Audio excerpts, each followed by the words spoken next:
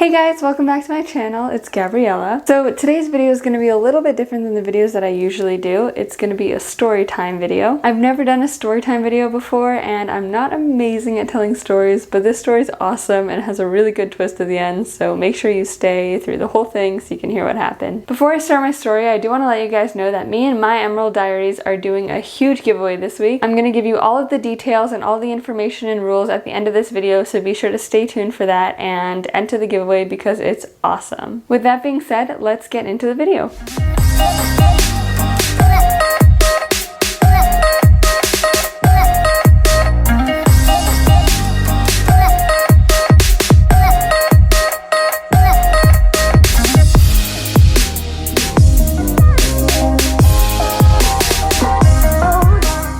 Alright, so this all happened to me last week. It was Thursday at around 7 o'clock and I was kind of sick. I wasn't feeling so good last week, so I was kind of taking an easy day, but I still went to the gym. So I was on my way back from the gym and I got a call. The call was from my agency and they were basically like, hey, we know this is really last minute, but there's this photographer and he saw that you were in Vogue and he really wants to work with you tomorrow at 12:45.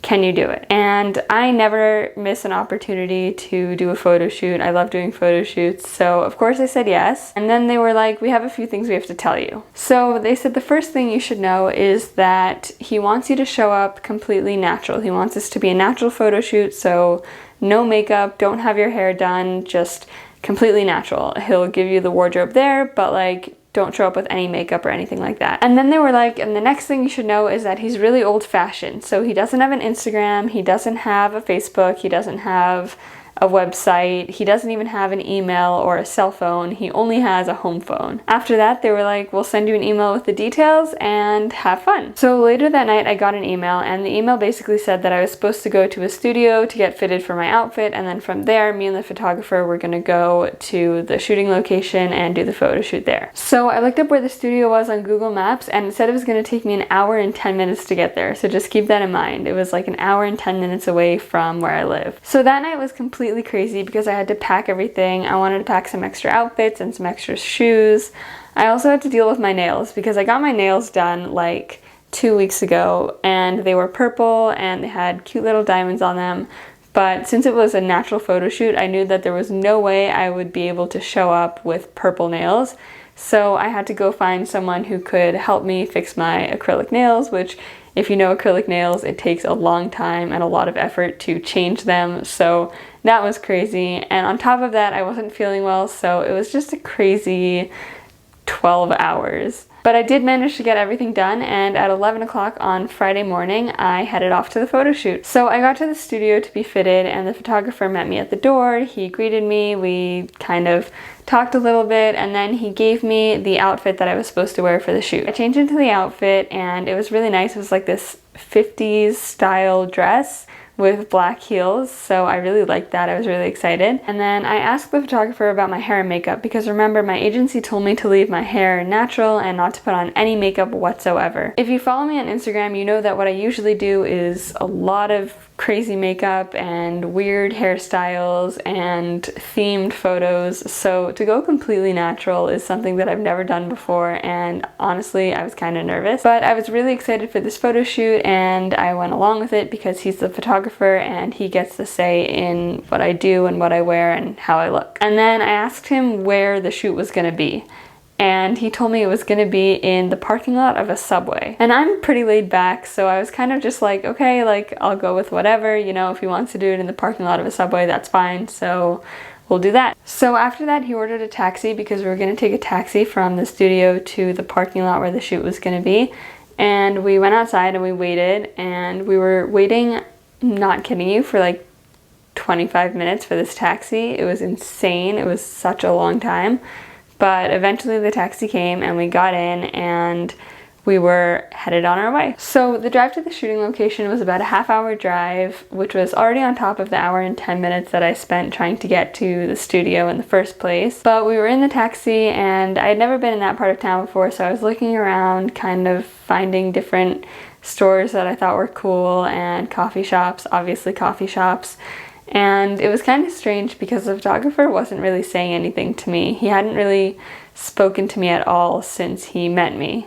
So I thought that was a little strange, but I was like, maybe he's just a quiet person and it's totally normal. And then about halfway through the drive, the photographer looks at me and he goes, "Gabriella, I'm pulling the plug. We're not doing this. Let's go back." And I was like, what? Like, I thought I misheard him for a second. So I was like, "What do you mean?" And he's like, "I'm not doing this photo shoot. I can't do it. We're going back." And he told the taxi driver to turn around and take him back to the studio. And honestly, I was so shocked. I was scared. I was like, what did I do? My agency is gonna kill me. Like, obviously I did something to offend him. Maybe I'm just not what he was looking for. Maybe I'm like a lot uglier than he thought I would be and he just doesn't want to work with me. Maybe like I said something wrong. So that's all I could think about on the ride back to his studio because I was terrified. I was like, my agency is gonna kick me out. Like, photo shoots are rarely ever canceled halfway through, and I was going insane. I was like, oh my gosh, I don't know what I'm gonna do. Like, this is really, really bad. So we got back to his studio and we both got out so that I could change back into my normal clothes. And as I was leaving, he was like, "I'm really not feeling well. I'm sorry, like we have to reschedule." And in my mind, I really thought that that was an excuse. I was like, it's definitely an excuse. Like, that's something that you say when you don't want to work with someone and you just don't want to hurt their feelings. So I was kind of like, okay, feel better. I guess it didn't work out. And I went back to the taxi. When I got back into the taxi, even the driver was confused. Like, honestly, we were both just sitting there for 10 minutes and trying to figure out, like, the situation. The driver was like, "What happened? I know this guy. I've seen him before. I've driven him before. He's a photographer. You guys were on your way to a photo shoot. Why did he cancel? Like, what did you do?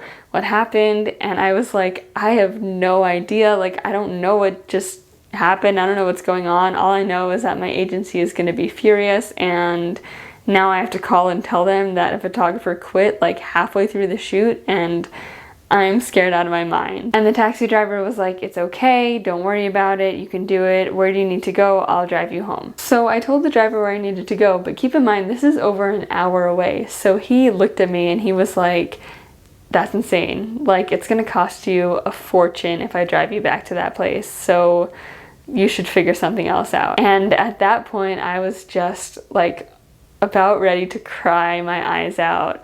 I was like, I don't know what to do. I'm stuck in this area I've never been in before. I don't have a photographer with me because he just left.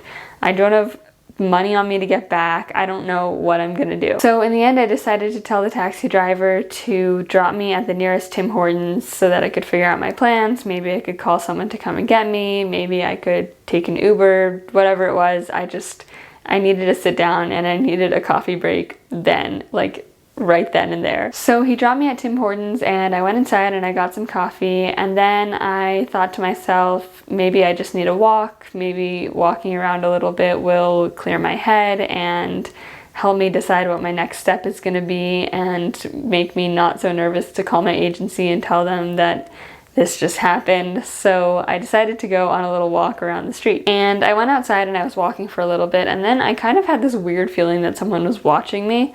And that sounds like so weird because a lot of people say like I have a weird feeling that someone was watching me, but I really had a weird feeling that someone was watching me. So I turned around and there was this guy who looked kind of sketchy and he was just staring at me. And at first I was like, okay, you know, like it's probably just whatever, he's looking forward, he's looking, you know, past me, not at me.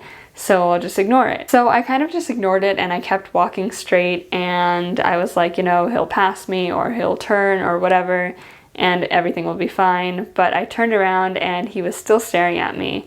So I was like, okay, I'm just gonna turn down this alley over here. Like there was a little alleyway type parking lot thing. I was like, I'm gonna turn here and he'll just go past me and everything will be fine. So I turned down the alleyway and I walked for a little bit, and then I turned around to make sure that he wasn't still there, that everything was safe. I was like, it's good now, you know, we're all okay.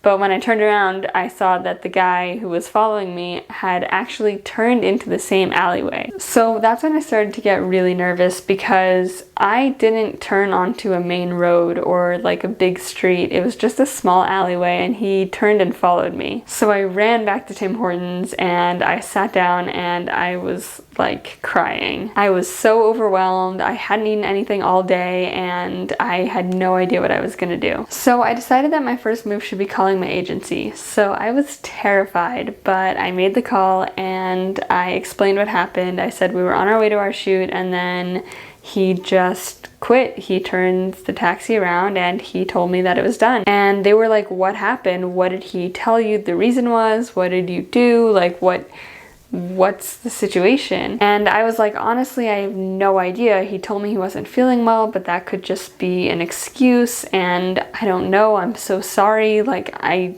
feel awful. What did I do wrong? And my agency, they're so nice. They were like, don't worry, we'll figure it out. We're just so sorry that you have to travel all this way for no reason, and we'll set up another photo shoot for you another time. After that, I was sitting at Tim Hortons for about 20 minutes trying to decide what to do. I was like, should I go home? Should I try and find something in the area to do? Should I get food? Like, I'm starving. And I finally said to myself, look, you got ready, you changed your nails, you got up early, you did everything you had to do while you were sick, and you came all this way, you're gonna do a photo shoot. So I went onto Google and I typed in photographers near me, and a list of photographers in the area came up. And I actually started calling them. I started calling a few photographers and I explained the situation, and then I asked them if they wanted to do a photo shoot. And after I called a few photographers, one of them, the most amazing person in the world, was like, yeah, we can totally do a photo shoot. Today's a slow day.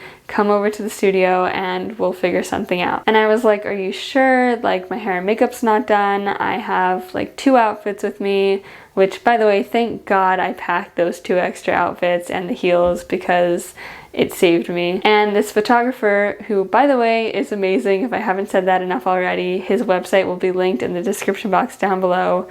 He was like, it's fine, it's totally okay, just come to the studio, we'll figure something out, we can do something for sure. When I got to the studio, I walked in and he was like, you must be Gabriella, and I was like, I am. Oh my gosh, thank you so much for doing this for me. I don't know what we're gonna do, but it's gonna be great, and thank you, and I just really appreciate it. And he was like, yeah, it's gonna be awesome, it's gonna be great, we're gonna have a lot of fun. What outfits did you bring? So the 2 outfits that I brought were actually kind of similar. One was a black romper from Club Monaco, and it's really cute. It has like an open back and it's short and everything. And the other one is a black mini dress from Nordstrom. And I had also packed an extra pair of black heels, so I had that too. And the photographer was like, okay, we can work with this, let's get started. So we ended up doing a 2.5-hour photo shoot. He had so many different backgrounds. We did a blue one and a pink one and a black one, and different lighting everywhere, and different outfit changes. It ended up being a great photo shoot. The pictures turned out amazing, and they're gonna be on my Instagram and my Twitter accounts, so be sure you go check that out and you can see what a photo shoot with no preparation, no hair, no makeup, and 2 outfits looks like. I also loved working with this photographer because as the shoot went on, he gave me tips and tricks and things to do and things to not do in photo shoots, and he really helped me learn. It was such a great photo shoot because I learned so much. It really showed me how sometimes you can think that something really bad is happening and then it ends up being a really good situation. So